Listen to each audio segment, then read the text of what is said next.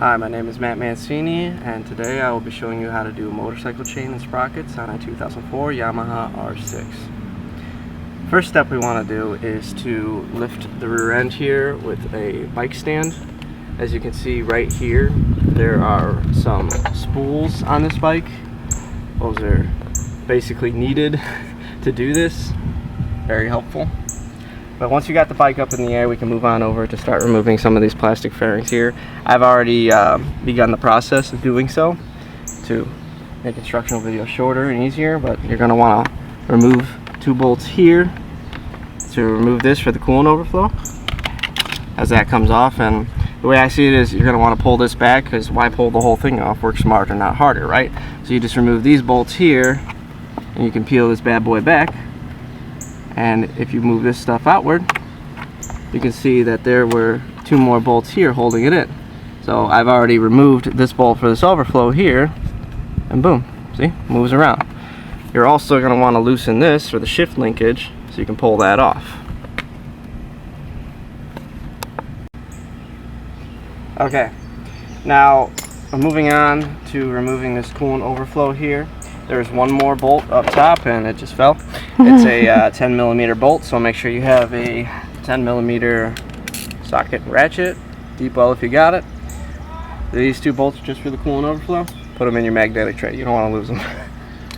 Also, for all the fairings themselves, a 4mm hex is the size for all of these. Just use that. They come right out. They're aluminum screws, so they shouldn't be any problem for you. And also, you need a 5 hex Allen, I guess, for this housing, which we will be moving on to next, which is where the sprocket is for the drive gear that we will be removing. So this little plastic housing for it. So let's get this out of the way. I need this out of the way. It'll come off.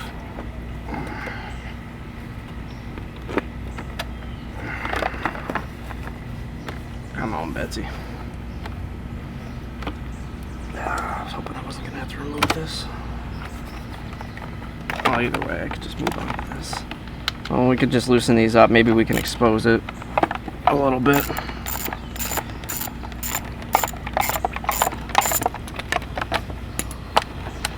Yeah. Once you got them loose enough, you can just spin them by hand. It's a lot easier than just going with the ratchet the whole time. That's just a big, annoying waste of time. Every screw, make sure they go in the tray, magnetic or not. It's a great way to stay organized. This one I've already loosened. So let's get this one out next. Also, if you got gloves, I really recommend you using them. I have them, but for some reason I decided not to use them. Usually I do. It was foolish of me and I didn't grab a rag. So let's get this one next. I think it's already loose. Yeah, it might be a little hard. Sometimes when you got ones that are shouldered like this, they can be a bit of a pain to get your fingers in. So like I said, work smarter, not harder. Pull this out. Who says you need the ratchet? Use an extension. Spin it. A lot easier, huh? And then you can just pull it out. Boom. I might be able to fish this out. I think. Just plastic. Ooh. Leaking oil. See? And there it is right there. Okay, so this is OEM. I know that because this is a 16 tooth sprocket. The kit I will be putting on is 15 and 48. 48 is also the size of the amount of teeth on the driven gear here. So, like I said, 16 is manufacturer specs, so I will be gearing this down one tooth on the drive gear. That should give the bike a little bit more torque on the low end, but it will also be sacrificing just a little bit of top end, you know. It'll also throw the speedometer off a little bit too, or the odometer, I'm sorry. And we're gonna be loosening this and we'll be moving on, but you can probably hear how nasty this chain sounds. I can tell she needs it pretty good. So I'm gonna start removing that and we'll move on. Ready? All right, so the kit I bought is this Vortec V3 Performance Chain Kit. It's very difficult to find a 1648 gearing for this bike, which is the OE. Basically most of the kits are 1548 with 520 chain. But here are the contents of the kit. There's this drive gear, got 15 teeth. See that bad boy right there? Should bolt right up. Looks like it's the right size to me. Ooh, you can see though that these teeth are worn down very badly. As you can see, look at the thickness of these teeth as opposed to those. You can see how oblong they are, worn down fairly badly. So it needed this sprocket very, very badly. What else comes in this? Little stickers, sticker bomb your car, sticker bomb your bike, whatever takes your fancy. You say it's a 520. Let's see what's in here. All right, there's that nice new chain. Comes pre-greased, which is always nice. You see it's got an open pin, so you'll be able to lock that later. There's, okay, that looks like the locking pin. So we'll set that down over here. And there's my fancy new driven gear. Looks nice. Steel. You can get aluminum. Aluminum's a little lighter, but steel should last a little longer. So we'll just move all this over here and out of the way while we try and take off this drive gear. So let's get this out of the way. Alright, now as you can see, I already started a little bit, but I figured I'd wait. There's a tab on both sides of this that are bent down, try to keep the nut from undoing itself. It's kind of like a locker ring. That's actually exactly what it is.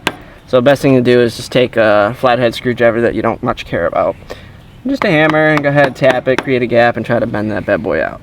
That way you can loosen it. So we're gonna do this, and there's one on the other side here. Here, I'll turn the wheel so you can see. All right, right there's one on the exact opposite side that they bent in. So I'm gonna pop these up off camera, pop that nut loose, and I'll get back to you guys. You get in here. Are you recording? Yes. Okay. Now that you have these tabs bent back here, as you can see, now it's nice and flat. I've already taken the liberty of loosening this. It was extremely tight. So now that that's off, we've got some good old bolt cutters. Wish I had some bigger ones, but now we're just gonna cut this chain off because this is the old one. We don't need it anymore. It's worthless at this point. I mean, ain't very good. So instead of taking the time to try and pop this off, which is very difficult, take the easy route. Just cut that bad boy off. Okay, now as you can see, good old trusty bolt cutters took care of this chain real fast. So now that that's cut, we can move on to removing the rear wheel. So then we can begin changing the gear on this.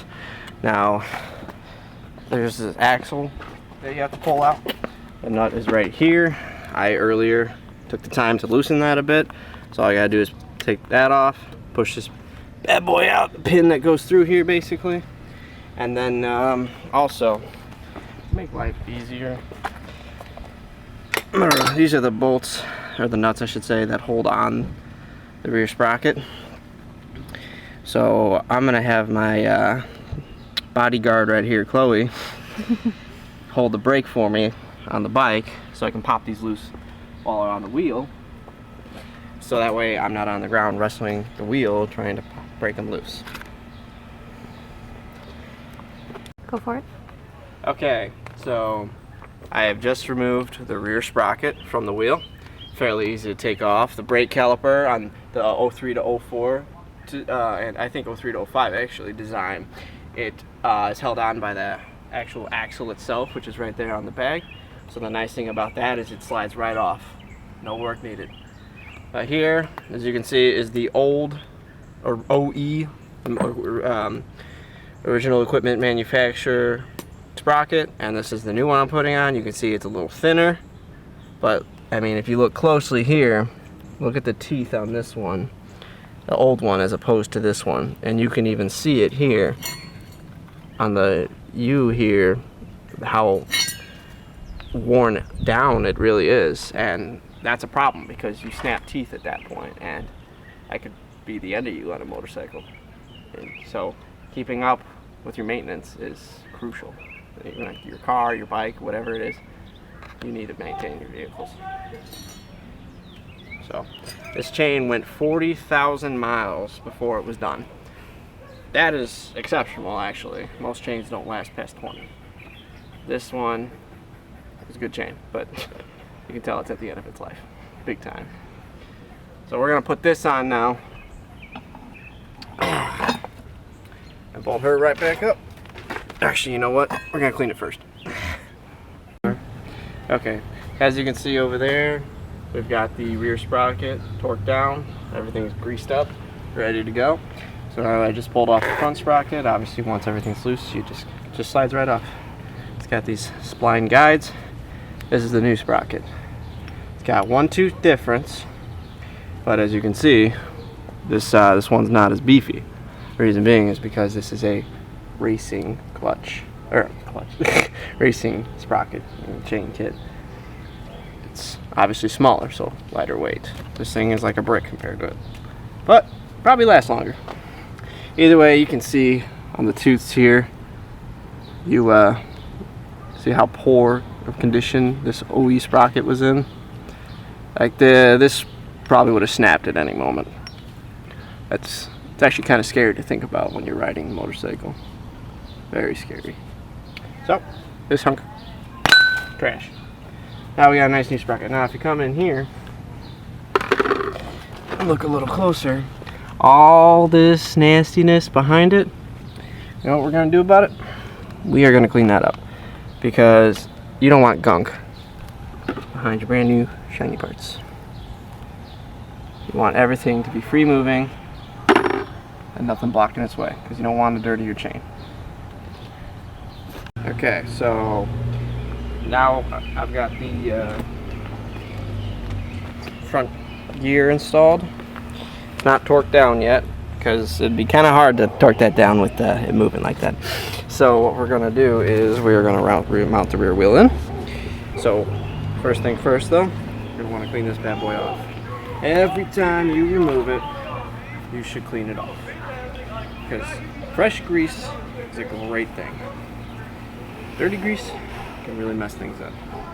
I mean, here you can actually see some of the scoring on this axle from the lack of grease. You don't want that. You really don't want that. So we're just going to give her a good old fresh clean and apply some grease.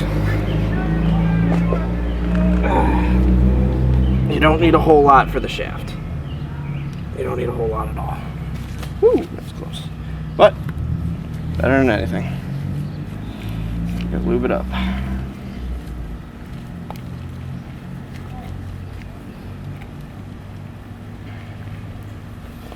There you go. That should be plenty. As long as you got some on there. Maybe we'll just add just a teensy bit more.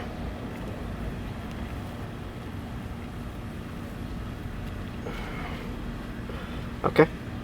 And now we're going to mount the rear wheel, and we'll get back to you.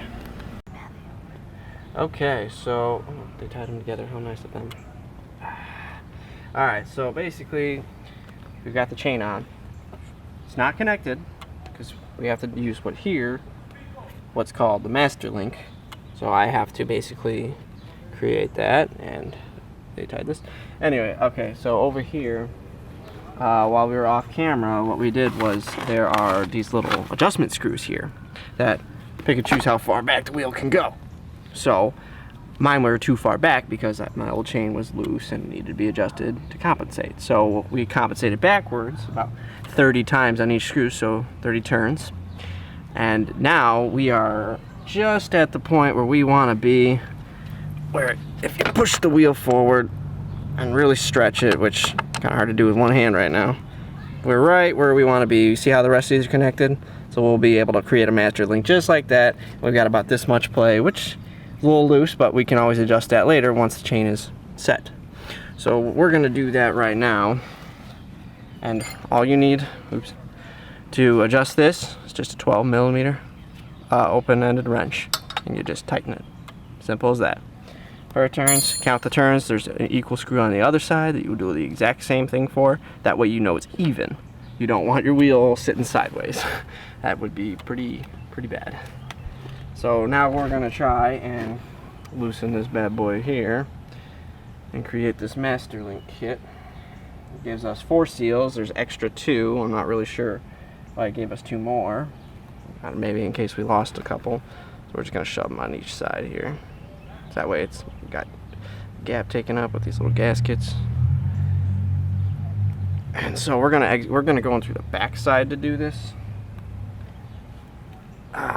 But we're gonna want to move this chain down a little more like this, so it's a little easier for us. Can you push that forward for me? Yeah, you're gonna have to push that whole wheel forward. It's flat up against it so I could do this. Otherwise I may have to adjust it back a little more. But we're gonna stick it in through the back side here. Hopefully stretch this chain far enough. I may have to adjust it just a little bit more, but are you pushing all the way forward? Okay, so come on, Betsy. Let's try this again, like this. Kind of hard to see, you know?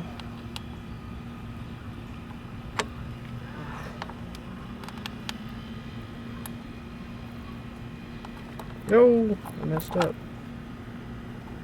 No, this is actually harder than you think. I'm trying to hold it, put them in evenly. Can't really see what you're doing.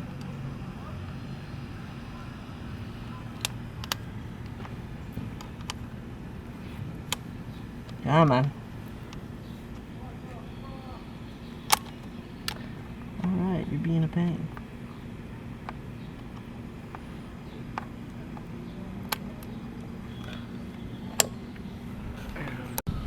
Okay, so now that this has been fully adjusted far back enough to the point where we can connect the chain, we've placed the master link on here, as you can see, and what I'm doing now is I have the pins lined up, so I am clamping them together so that it seats. So right now, that's exactly what I'm doing. It's kind of hard with this little baby-sized C-clamp.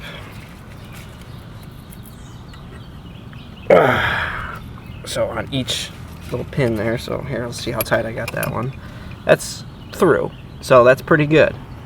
It's pressed on through, as you can see. So now, you see how this one, I can actually get my nail under that one. This one, not yet. So now we got to clamp this one again, and just even pressure throughout. That way we can make this thing seat properly. Because the last thing you want is your chain coming apart that you just put on. We're gonna tighten the diggings out of this thing. Oh, little baby C-clamp.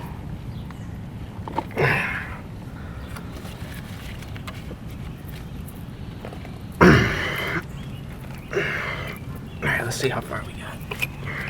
Look at that. See, now this one's sticking out even further. So we're going to do this one again. The nice thing about having a C-clamp like this is you can see that there's a little hole there. The beautiful thing about that is that it allows passage for this, so it can slide through the pin. So we're going to try that. Do this one again. See how now it lines up in the hole? Makes it nice and easy. So now you know you're lined up. Make sure this is good and tight. Oh.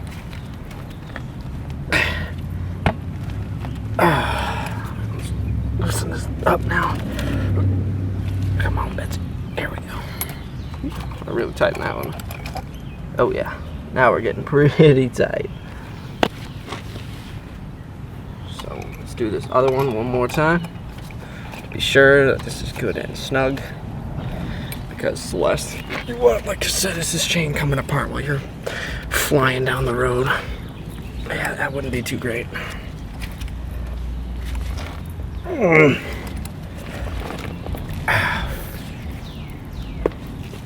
wish I had a better one. All right, there she is.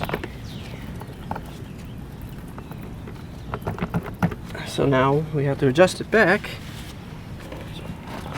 That way the chain gets nice and tight. That should take care of that. I may actually flatten the ends of this, like how the rest of these are, even though this is considered the master link. like I said, I may flatten it like these. That way it for sure does not come apart. So I probably will do that. Okay, so issue with this is that in the kit they're supposed to send you a clip that goes on there so it doesn't come off later, and they failed to do that. So I made an attempt to try and mushroom those out to try and create my own clip, basically kind of how the OE style was done, but you need a tool for that. I've tried it. This metal is very tough, so I will be doing it properly later tomorrow and picking up a clip to finish it off, but we will finish the job otherwise because I can always put that on later. Okay, so now that we have the chain on, everything like that, how much quieter it is. Now all I'm gonna do is just pull the wheel back. I gotta find the tight spot on the chain. So wherever I have it, I'm gonna, can you do me a favor and pull this wheel back and try to film at the same time? You need to like pull it back. I mean, I'll try to push it with my foot too. Yeah, there we go. But I need to try and find a tight spot on the chain. So yeah, just keep pulling back. That's a pretty tight spot. That might be it. Okay. Pull. Keep going. Pull. Okay, I think that was the tight spot. We'll go again. Pull. Yeah, keep going. One more. Yeah, I think that is the tight spot. Pull. Pull. Hard. Pull hard. I think we lost it. Let go. Go back. Pull. I think I lost it. Pull. That might be over here. Pull. Yeah, I think that's the tight spot right there. Okay. Now that we have found the tight spot, now we will adjust it. So what I'm going to do is, now that I know where the tightest spot is over here, all I'm going to do is just reverse this back, pull it out, so that way, dang it, oof, it's going to be tough. Whoa. So that way we can adjust the chain fully backward, and that way we know it's nice and tight. So that way there's no slack whatsoever. Well, I mean, there should be just a little bit of slack, but no, so that there's not too much slack. That way we know when it does a rotate, it's not on the looser side and starts to loosen up. If you do it on the tight side, then it tightens the rest of it. So I'm going to do that really quick and we'll be right back.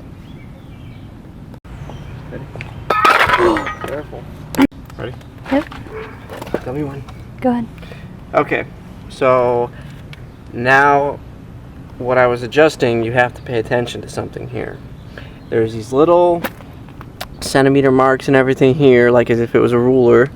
Okay, and you want to align the back tire with the chain. You need to make sure that this is the same amount of distance on each side.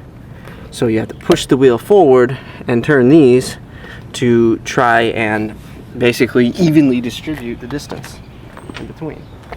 So as you can tell, on both sides, I have mine set right at the 4 centimeter mark, okay, and you can see the amount of slack I have in my chain. It's about 1 inch worth. Okay, the reason why I did it a little tighter is because this is a brand new chain, so it's going to stretch after a little bit. So I'm trying to compensate a little bit for that now. That way I don't have to worry so much about it later. So that is absolutely crucial, that you need to have the rear wheel aligned, because if you don't, you're probably going to be doing another chain at about 1,000 miles or maybe a little bit more then. And you don't want to do that. That gets expensive fast. So now, after we did that, once it was aligned up properly, have pressure on this wheel and you tighten this nut up. So now, it spins nice. The wheel's nice and aligned. You can see it from the back. It's nice and straight with the bike. It's exactly what we want.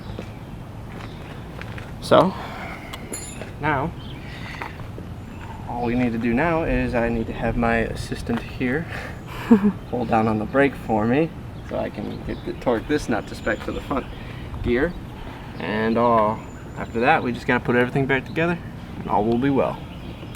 So let's do that. Go ahead. Okay, you see, we got the chain nice and tight. All good to go there. Just gonna have to get that clipped tomorrow. We just torqued this down once again.